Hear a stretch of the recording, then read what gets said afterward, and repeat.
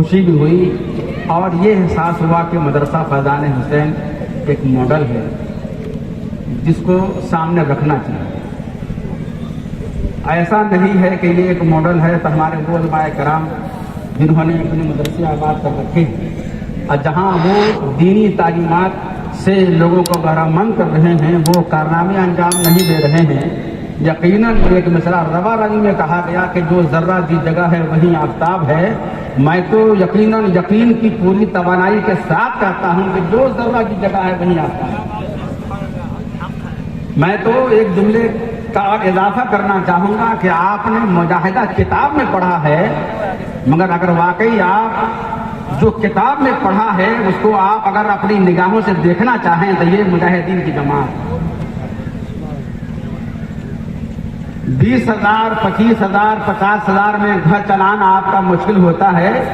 یہ ہمارے ہی علماء کی ذات ہے کہ جنہوں نے 5,000 7,000 10,000 میں باوقار انداز میں گھر چلا کے دکھایا، اور جو 50,000 اور لاکھ روپے کماتے ہیں ان سے کہیں زیادہ انہوں نے باوقار زندگی گزاری، ایسی زندگی گزاری ہے کہ لاکھوں کمانے والے بھی انہیں نگاہ صدرت سے دیکھتے ہیں۔ یہ کپڑے کہاں سے آئے، چہرے پہ یہ شادابی کہاں سے آئی؟ ایک بات اور ہے کہ اسی قناعت پسندی کی دین ہے کہ ان کے کم پیسے میں بھی خدا پاک نے اتنی برکت دی ہے کہ انہوں نے قوم کے بچوں کے لیے تو بھیک مانگی ہے مگر کبھی اپنے لیے ہاتھ نہیں بھرا۔ یہ بہت بڑی بات ہے۔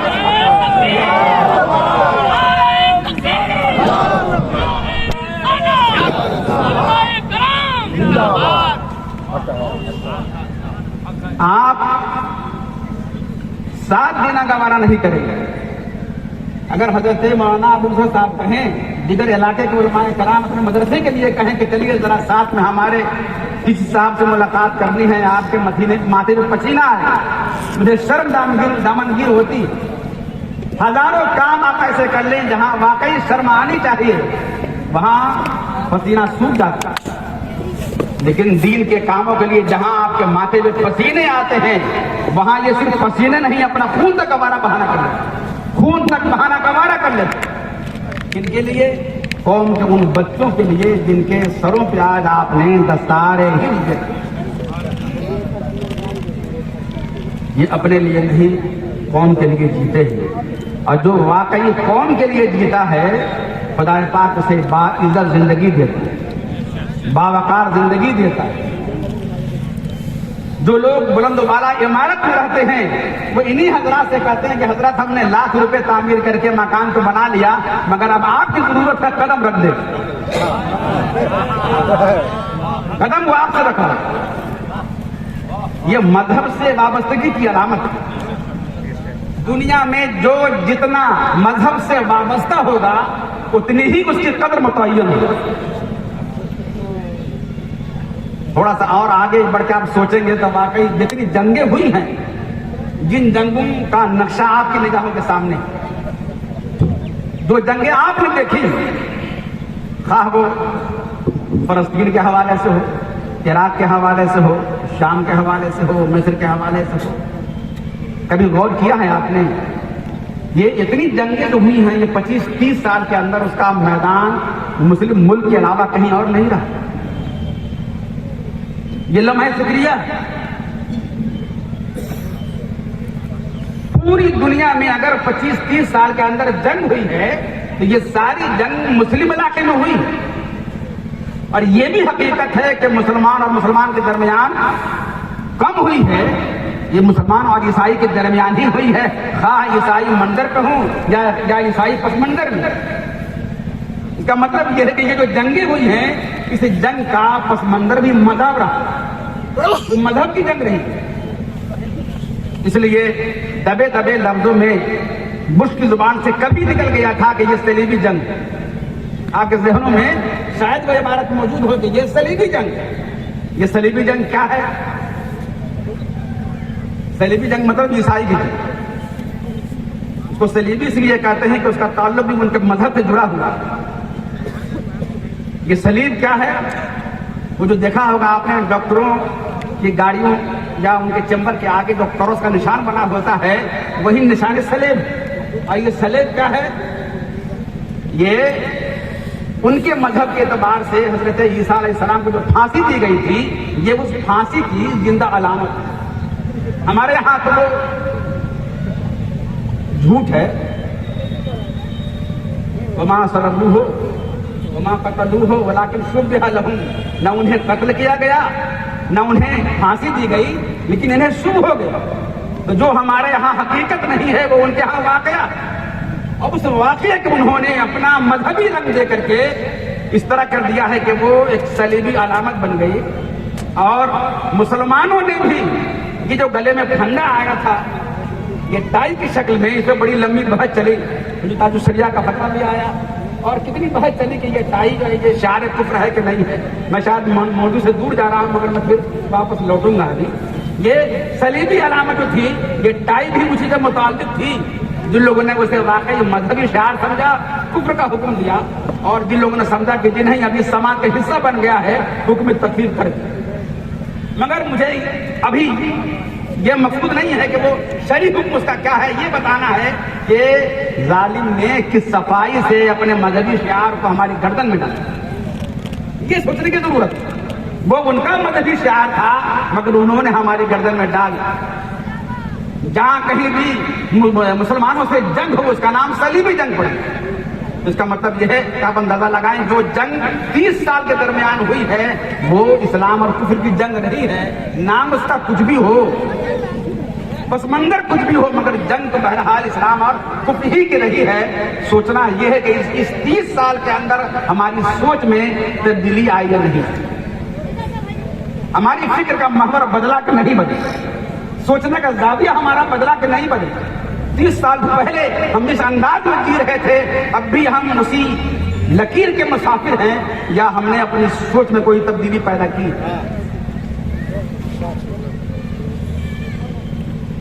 बात चली यहां से थी कि जो मजहब का वाकई असीर होता है, दुनिया उसे अपने दिल में रखती है।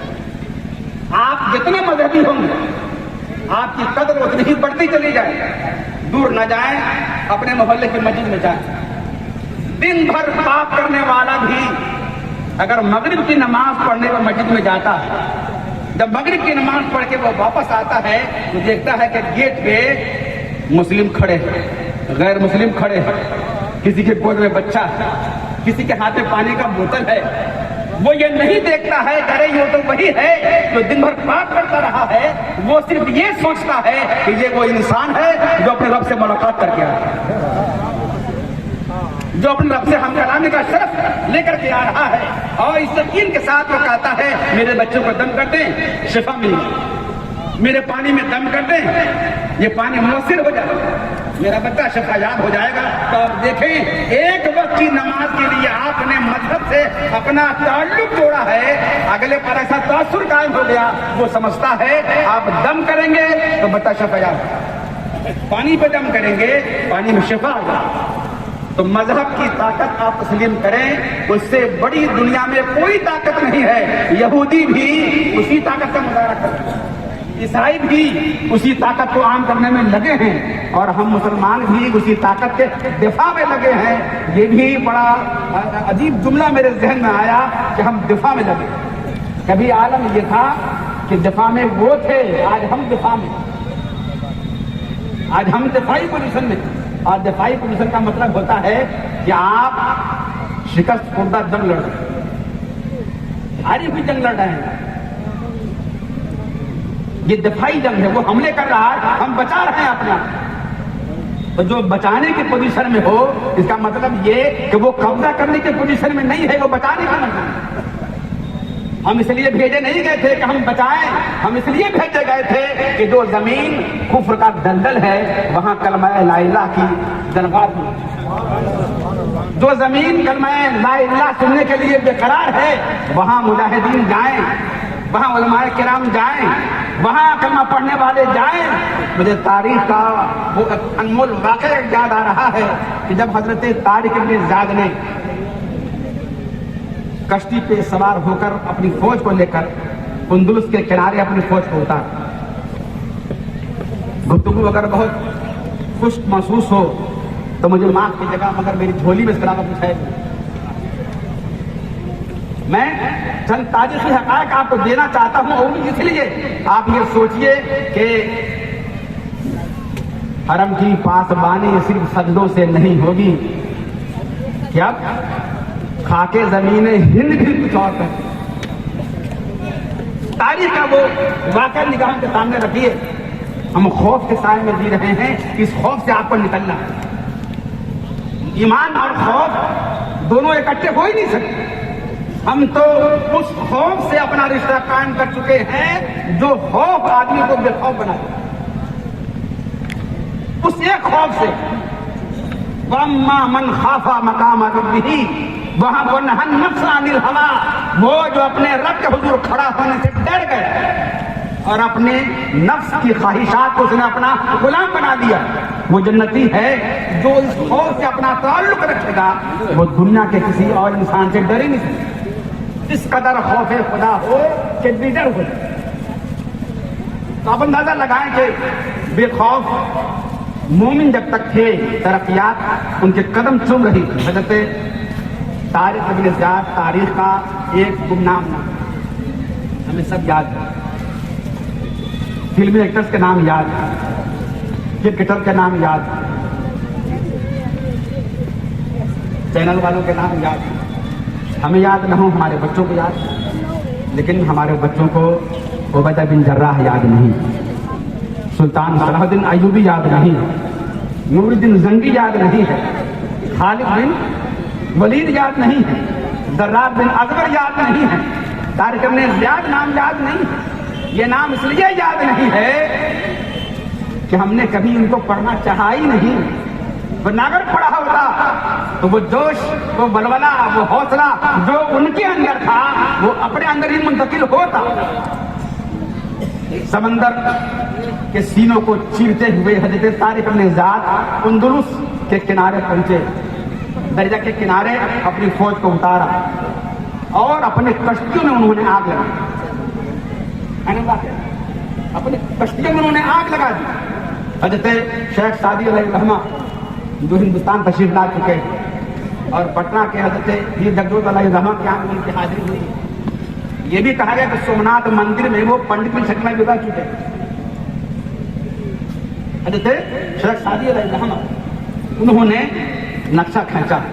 فارسی کے اشعار ہیں، غالباً بوستا یا گلستہ کے یہاں سے فرمائے کہ گلستان کے ہیں کہ تاریخ چو بر کنارے اندلس سفینہ سوخ گفتن تارے تو بر نگاہ خرد خطاس. جب طارق بن زیاد نے اندلس کے ساحل پہ اپنے کشتیوں کو آگ لگا دی تو ان کے سپاہیوں نے کہا کہ یہ کام آپ نے عقل مندی کا نہیں کیا. گفتن تارے تو نگاہ خرد خطاس، عقل کی روح سے یہ کام آپ نے بہت غلط کیا، یہ کام اچھا نہیں ہے، بے وقوفی، دانش مندی نہیں ہے.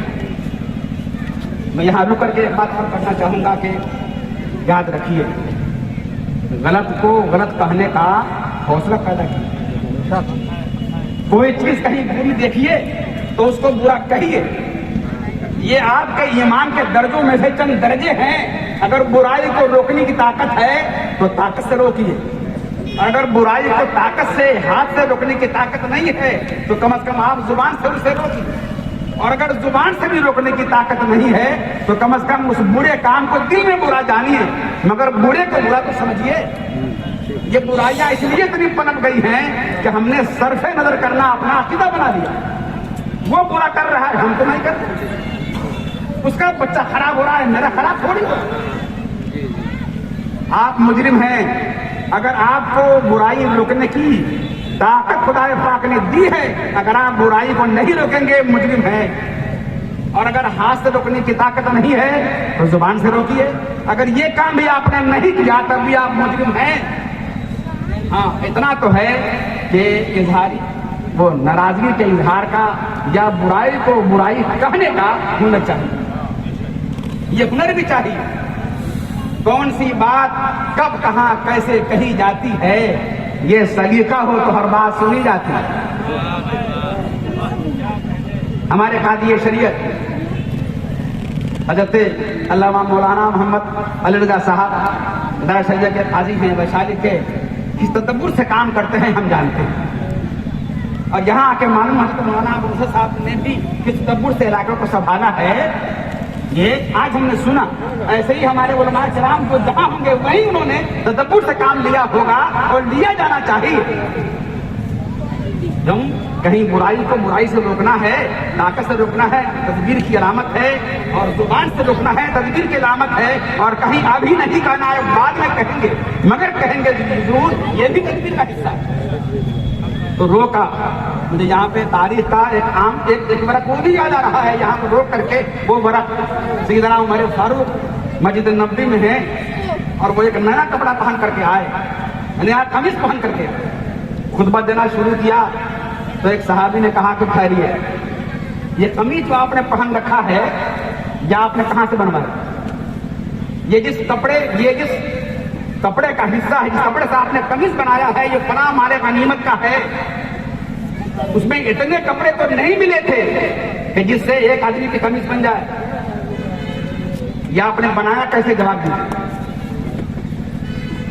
خلیفہ ہے اپنے وقت سیدنا عمر فاروق، لیکن ایک صحابی نے دیکھا ان کے اندر خلش پیدا ہوئی، تو انہوں نے آداب ملحوظ رکھتے ہوئے اس انداز میں بات کہنی چاہیے، اپنی بات رکھی تو کہنے کا طریقہ چاہیے، اور اگر قائد ہو، پیشوا ہو، امام ہو، تو اسے کسی سوال پر بدل بھی نہیں ہونا چاہیے۔ وہ بدل نہیں ہوئے، بلکہ انہوں نے چپ کرنے کے بجائے مطمئن کیا۔ یاد رکھیے گا، چپ کر دینا اور ہے اور مطمئن کر دینا اور ہے۔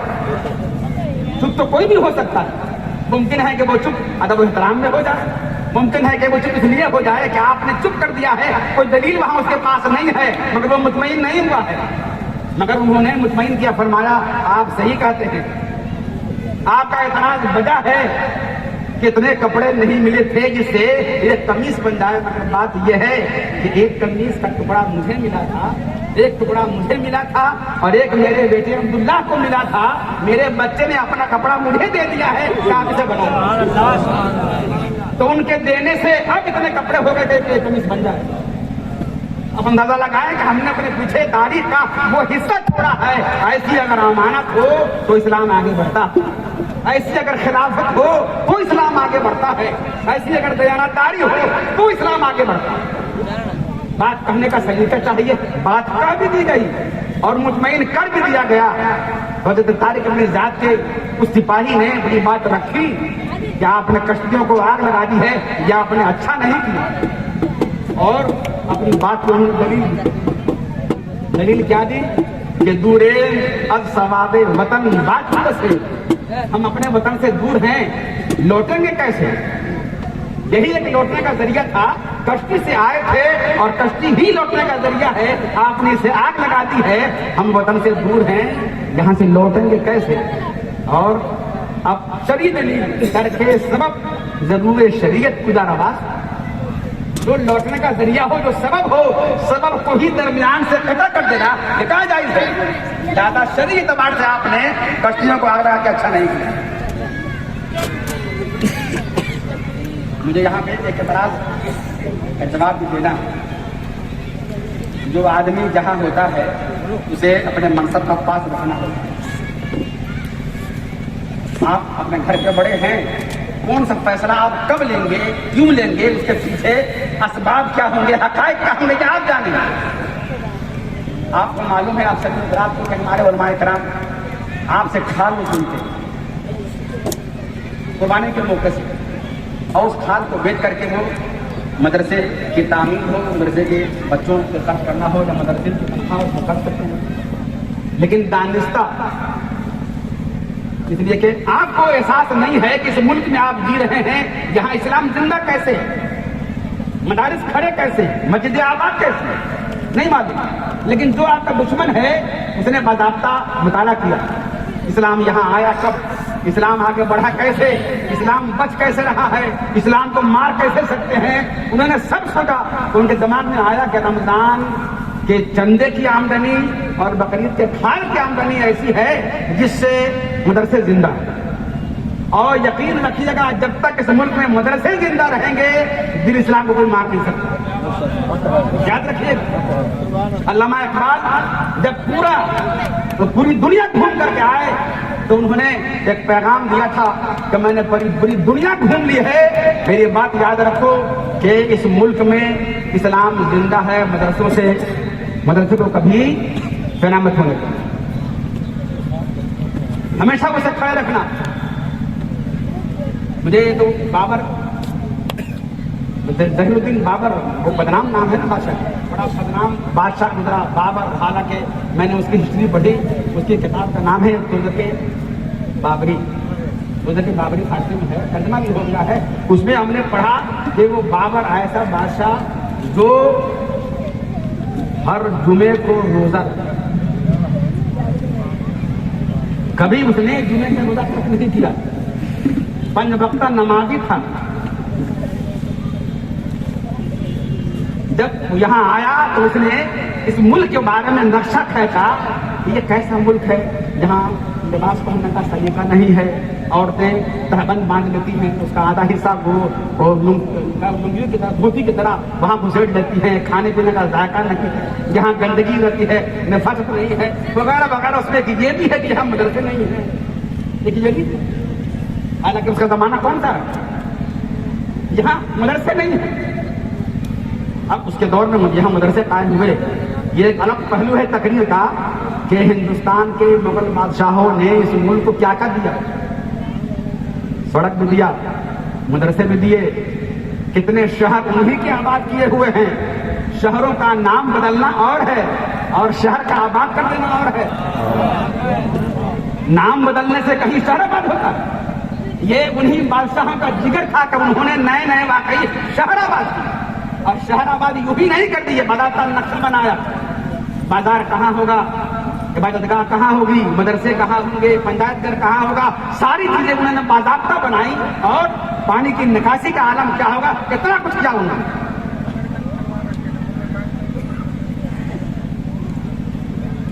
تو ظہیر الدین بابر کے نام سے یاد آیا کہ مدرسے اس وقت نہیں تھے مگر قائم ہوا.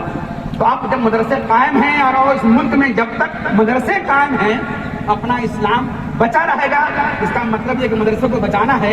انہوں نے یہ غور کیا کہ مدرسے کی زندگی رمضان کی آمدنی, رمضان کا چندہ اور قربانی کی کھال ہے. تو قربانی کی کھال کی انہوں نے قیمت ختم کر دی. غور کیا ہوگا, جو کھال ہم لوگوں نے 350-400 روپے خستی کی کھال کو بیچا تھا, اس کھال کی قیمت 20 روپے اور 25 روپے. کبھی سوچا آپ نے کہ اچانک اچھا باہر کی جو مارکیٹ ہے اس میں وہی قیمت ہے, صرف ملک میں وہ 25 روپے ہے مگر باہر وہ وہی 500 روپے ہے, 1000 روپے. تو ہم لوگوں نے میٹنگ کی, لارشیا ہم لوگوں نے میٹنگ کی, کیا ایسا ہے کہ جب دشمن ہمیں ایسے مارنا چاہتا ہے تو پھر نہ مجھے کھانے دو گے تو ہم تمہیں کھانے بھی نہیں دیں گے. پھر ہم لوگوں نے یہ میٹنگ کی اور یہ اپیل عام کر دی کہ آپ ایسا کریں کہ اس کھال کو اگر استعمال کر سکتے ہوں تو اپنے مصرف میں استعمال کریں, اور اگر نہیں تو ایک مقصد کے تحت اپنی کھال کو آپ مٹی میں دفن کریں. یہ اس پس منظر میں تھا کہ ہماری کھال سے وہ فائدہ حاصل کر رہے ہیں اور ہم نقصان میں ہیں, مدرسے ہمارے بند ہوتے جا رہے ہیں. لہذا ایسا کرو کہ جب انہیں تکلیف پہنچے گی تو وہ پھر اس کھال کی قیمت کو بحال کر دیں گے. یہ مقصد تھا. مگر معلوم ہے فتوے آئے کہ تزیہ مال حرام ہے, مال کا ضائع کرنا حرام ہے. لہذا کا یہ فیصلہ قطعی غلط ہے, خلاف شرع ہے کہ یہ مال کو ضائع کرنا یعنی حرام کام کی دعوت دے رہا ہے. فکر حرکت سے قدر قیمت ہے, جیسی فکر ہوگی گولی ویسے ہی ہوگی. کیا کہیں گے کہ حضرت طارق ابن زیاد نے کشتی بات یہی کہنی تھی, کشتیوں کو آگ لگا کر کے حرام کیا تھا, کشتیوں کو آگ لگا کر کے انہوں نے حرام کام کیا تھا. مجھے تو اعلیٰ حضرت ایک رسالے میں یہ بات مل گئی کہ حضرت شمس تبریز جہاں میں چند سکے آئے اس کو لے کر کے چلے, لیکن ملاح کو دیکھا کہ جو دریا کے کنارے مچھلی مار رہا ہے, آپ نے سارے سکے لیے اور اس ملاح کو دینا چاہا, اے ملاح یہ پیسے تو لے لو. لیکن نہیں میں تو اس سے اتنا کما لیتا ہوں کہ میرے لیے یہی بہت کافی ہے، زیادہ کی حاجت یہی بات ہے، مجھے اس کی ضرورت نہیں ہے۔ آپ نے سارے سکے لیے دریا میں ڈال دیے، دریا میں ڈال دیے۔ کیا کام ہے مفتیان کرام کو، انہوں نے حرام کام کیا؟ وہیں پہ لکھا ہے اعلیٰ حضرت نے کہ کوئی ناقص العقل ہی ہوگا جو اسے مال کا ضائع کرنا کہے گا۔ ہم نے جواب کچھ نہیں دیا کہ خاموشی بہت بڑا جواب ہے، تو وہ جواب اعلیٰ حضرت کا اور یہ جواب حضرت طارق ابن زیاد کا بہت کافی ہے۔ تو بہرحال میں یہ کر رہا تھا کہ جب انہوں نے کہا کہ آپ نے کشتیوں کو آگ لگا کر کے اچھا کام نہیں کیا، تو مسکرائے نہیں، مسکرائے کیوں مسکرائے؟ کہ سپاہی میں اور کمانڈر میں فرق تو یہی ہے، یہی تو فرق ہے کہ جہاں کمانڈر کی نگاہ دیکھتی ہے وہاں سپاہی کی نگاہ نہیں دیکھتی، ورنہ یہ بھی کمانڈر ہو گیا۔ مجھے حضرت مفتی مسلمان صاحب قبلہ میرے استاد گرامی کا ایک واقعہ یاد آ رہا، انہوں نے ایک واقعہ سنایا کہ ایک سپاہی نے انسپیکٹر صاحب کی شکایت کی کہ کھٹتے ہم زیادہ ہیں، کھٹتے زیادہ ہم ہیں اور تنخواہ زیادہ داروغہ کی ہے، زیادہ تنخواہ ہماری بڑھائی جائے۔ سپاہی نے شکایت کی انسپیکٹر کے ہاں، اس نے کہا کہ اچھا تمہاری شکایت ہم نوٹ کر لیتے ہیں، اس پہ عمل کیا جائے۔ انتظار کیا، ایک محلے میں کہیں حادثہ ہوا تو انہوں نے سپاہی کو بھیجا، جاؤ دیکھو تو کوئی حادثہ ہوا ہے کیا۔ سپاہی گیا، کہا کہ ہاں وہاں ایک حادثہ ہوا، کیا ہوا ہے؟ وہ دو فریقوں مار پیٹ ہو گئی۔ اچھا ایف آئی آر درج ہوا؟ ان کو معلوم نہیں کیا، معلوم کر کے پھر گئے، ایف آئی آر ہوئی کہ نہیں یہ معلوم کر کے بولے ایف آئی آر نہیں ہوئی۔ اچھا تو یہ لڑائی کتنے بجے ہوئی؟ یہ تو نہیں پوچھا، جاؤ معلوم کر کے آؤ یہ لڑائی کتنے بجے ہوئی، یا معلوم کیا کتنے بجے ہوئی۔ اچھا اس میں کوئی زخمی بھی ہے تو یہ تو معلوم ہونا، جاؤ معلوم کر کے آؤ کوئی زخمی ہے کہ نہیں ہے۔ معلوم کر کہا کہ ہاں 3-4 زخمی ادھر سے بھی ہیں، 2-3 ادھر سے بھی۔ ہم آ کے بیٹھو، یہی میں نے بٹھایا اور بلایا داروغہ کو، ارے دیکھو تو وہاں پہ حادثہ ہوا ہے کیا؟ داروغہ گیا، وہاں سے آیا، کیا ہوا ہے؟ وہ دو فریق میں جنگ ہوئی ہے، کتنے بجے؟ اتنے بجے۔ ایف آئی آر ہے ابھی نہیں ہے، آپ نے نوٹ کر لیا کتنے لوگ تھے؟ نام نوٹ کیا، جنا نوٹ کیا، سب پٹا ہوا اتنے لوگ ایسے زخمی ویسے زخمی۔ فرمایا کہ اسی لیے تمہاری تنخواہ وہ ہے تو تنخواہ ہے، تم جس کام کے لیے اتنے بار گئے آئے اس نے وہ کام ایک بار میں کر دیا۔ تو سپاہی سپاہی ہے اور کمانڈر کمانڈر ہے، اس نے اپنی بات اپنے اعتبار سے کہی اور کمانڈر نے اپنے اعتبار سے کہی، اور کیا بات کہی؟ خندی مسکرائے اور دست بڑھ لبے شمشیر برد و گفت، مسکراتے ہوئے شمشیر کے دستے پہ، تلوار کے دستے پہ ہاتھ رکھا، فرمایا کیا کہا؟ اپنے وطن سے دور ہیں، واپس کیسے لوٹیں گے؟ سنو، ہر ملک ملک ماس کہ ملک خدا ماس، ہر ملک ہمارا ملک ہے کہ ہمارے خدا کا ملک ہے۔ یہ جواب، یعنی اب یہاں سے کہیں جانے کا ارادہ کیسا؟ جس ملک میں ہم نے قدم رکھ دیا ہے وہ ملک ہمارا ہے کہ وہ ہمارے خدا کا ملک ہے۔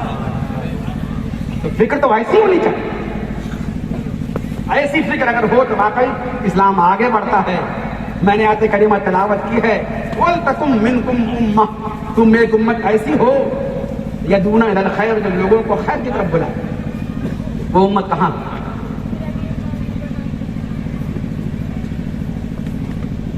کہنے کو ہم تو وہ امت ہیں، مگر وہ امت حقیقی معنی وہ امت کہاں ہے؟ وہ امت جسے پروردگار عالم نے خیر امت فرمایا، کنتم خیر امت، تم بہترین امت۔ ہم بہترین امت ہیں، اور کس بنیاد پہ ہیں وہی آگے فرما لیا گیا تھا کہ تم لوگوں کو بھلائی کا حکم دیتے ہو اور برائی سے روکتے ہو، یہ ہے بہترین امت ہونے کی علامت۔ اور یقیناً اس کام کو کرنے کے لیے آیت کریمہ ہم سے مخاطب ہے، لما تقولون ما لا تفعلون، جو تم کرتے نہیں ہو وہ کہتے کیوں ہو؟ یعنی تمہیں لوگوں کو نیک کام کی دعوت دینے سے اور استطاعتوں کو پورا کرنے کے لیے وہ اپنی فکر، اپنی سوچ اور اپنے کردار و گفتار میں تبدیلی کی آہٹ پیدا کر نہیں لگے۔ یاد ہے اس ملک میں ایک طبقہ ایسا بھی ہے جو نچلی کاسٹ کے ہیں ووٹ کے موقع سے کہتے ہیں کہ یہ ہندو ہیں،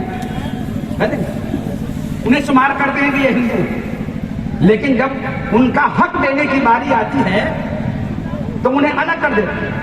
اس لیے وہ لوگ بھی کہتے ہیں کہ ہم ہندو نہیں ہیں. جو قوم خود سے کہے، غور کیجیے گا، جو قوم خود سے کہے کہ میں ہندو نہیں ہوں، وہ مسلمان بھی نہیں ہے، اور وہ کہے کہ میں وہ نہیں ہوں کہہ کر کے آپ سے کچھ کہنا چاہتا ہے، اسے سمجھیے، وہ اس کا انکاری ہو کر کے آپ سے کچھ مطالبے کرنا چاہتا ہے. وہ یہ کہنا چاہتا ہے میری روح پیاسی ہے کوئی جو میری پیاس بجھائے، میں اندھیرے میں ہوں، ہے کوئی جو مجھے اجالوں کی راہ دکھائے. میرے صدر میں بھی میری پیشانی میں بھی ایک طرف ہے جو صحیح معبود کی تلاش کے لیے بے قرار ہے کوئی جو مجھے بتائے کہ میرا معبود حقیقی کون ہے. وہ کچھ نہ کہہ کر کے بھی کچھ کہنا چاہتا ہے. یقین جانیے گا، اس ملک میں ہی نہیں پوری دنیا میں کئی زبانیں بولی جاتی ہیں، لاکھوں زبانیں ہیں، مگر دو زبان تو مشترک ہے.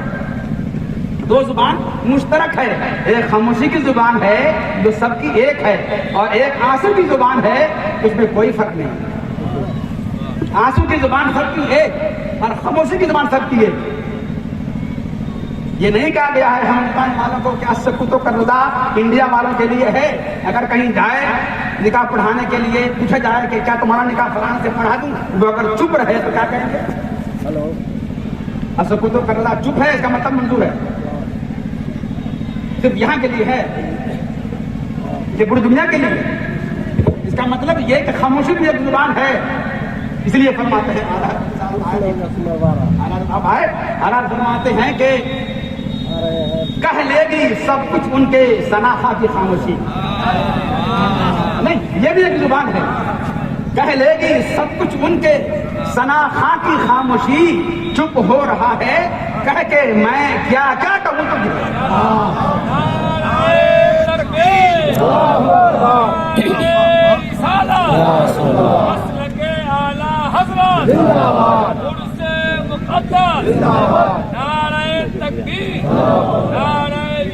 یہ خاموشی ڈاکٹر مفتی امجد رضا امجد، یہ خاموشی کی زبان ہو گئی. ایک زبان آنسو کی بھی ہے، اور یہ زبان تو ایسی ہے کہ واقعی زبان جب چپ ہو جائے اور زبان کا ترجمان آنسو بن جائے تو آپ سمجھیے کہ بات دل سے نکلی ہے اور ٹکرا رہی ہے بابری عدالت سے. یہ زبان ایسی ہے جھوٹ نہیں بولتی. آنسو کی زبان جھوٹ نہیں بولتی، ہاں اگر وہ زبان عورت کی نہیں.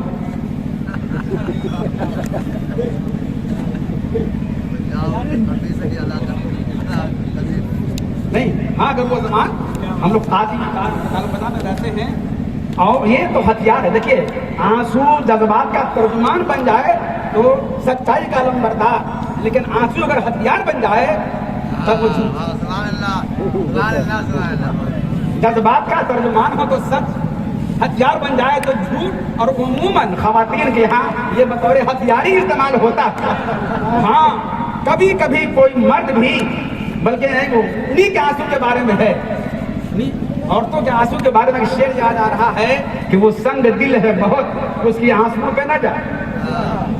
وہ سنگ دل ہے بہت، اس کے آنسو پہ نہ جا. وہ دیکھ بہتا ہوا آبشار پتھر سے، وہ دیکھ بہتا ہوا آبشار پتھر سے. لیکن بالعموم آنسو سچے ہوتے ہیں، اور جب آنسو سچے ہوں تو جذبات کی ترجمانی سچی ہوتی ہے. اور بات اگر ایسی ہو تو اگر یہ آنسو سرکار کی بارگاہ میں ہم کھڑے ہوں اور عرض گزاری کرتے کرتے زبان خاموش ہو جائے تب بھی عرض گزاری ہو گئی. اور اگر آنسو ترجمان بن گئے جب بھی عرض گزاری ہو گئی تو کسی نے کہا کہ ہم ان کے در پہ جو پہنچے تو ایک کام کر کے چلے. ہم ان کے در پہ جو پہنچے تو ایک کام کر کے چلے، جو صبح رونے کو بیٹھے تو شام کر کے چلے. بڑے سلیقے سے اشکوں نے ترجمانی کی، زبان کھلی بھی نہیں اور کلام کر کے ایک آنسو کی زبان ہے. میں یہ کہنا چاہ رہا تھا، ایک خاموشی کی زبان. میں اس قوم سے نہیں ہوں، یعنی میں کچھ تو بننا چاہتا ہے. اس لیے ضروری ہے کہ ہم دفاعی منزل سے آگے بڑھ کے مملک کا کام کریں، تبلیغ کریں۔ یہ تبلیغ کرنا کئی لحاظ سے ہوگا۔ ایک تو یہ ہے کہ ہم بھی بھویا بستر باندھیں، ان کے علاقے میں نکل جائیں اور دین کی تبلیغ کریں۔ مشکل ہے، مشکل تو ہے، لیکن اسی ملک میں اعلیٰ حضرت نے، ان کے تلامذہ نے، ان کے خلفاء نے، ان کے اصحاب نے جماعت رضائے مصطفیٰ قائم کر کے سدی تحریک کے مقابلے میں ایک تحریک تو قائم کی تھی۔ تحریک جماعت رضائے مصطفیٰ کتابی ہے، اس کو پڑھ لیجیے۔ وہ جو راجستھان کا علاقہ تھا، وہاں کس طریقے سے مسلم غیر مسلم بنائے جا رہے تھے، چپ نہیں رہے اعلیٰ حضرت۔ اس نہج سے بھی اعلیٰ حضرت واقعی سمجھ میں آتا ہے کہ وہ اعلیٰ حضرت قلم کی جنگ نہیں، زمینی جنگ بھی آپ نے لڑی ہے، اپنے تلامذہ کو لے کے، اپنے خلفاء کو لے کر، اپنے اصحاب کو لے کر جنگ لڑی ہے اور مسلمانوں کے ایمان کو ضائع ہونے سے بچایا ہے۔ انہیں کا نعرہ لگا، انہیں کی تو ضروریت میں ہے اور انہیں کے نام کی روٹی بھی واقعی کھاتے ہیں، لہٰذا بہت ضروری ہے ان کا مشن زندہ رہے، ان کا پیغام زندہ رہے۔ اور اس ملک میں اگر واقعی ایک کام ہم کریں کہ ہم تبلیغ زبان سے کرنے کے بجائے سراپا مبلغ بن جائیں، ہم اپنے کردار کو مبلغ بنا لیں، تو آپ یقین جانیے گا جب ایک وقت کی مغرب کی نماز لوگوں کو ہماری طرف جھکا سکتی ہے، ہم سراپا اگر مومن بن جائیں گے تو سارا جہاں کلمہ پڑھے گا۔ اللہ تبارک و تعالیٰ ہم کو سب کو صاحب ایمان بنائے، با کردار بنائے، اور اس ملک میں جس طرح کی تبلیغ کی ضرورت ہے خدا پاک ہم تمام کو ویسی تبلیغ کی توفیق عطا فرمائے۔ السلام علیکم ورحمۃ اللہ۔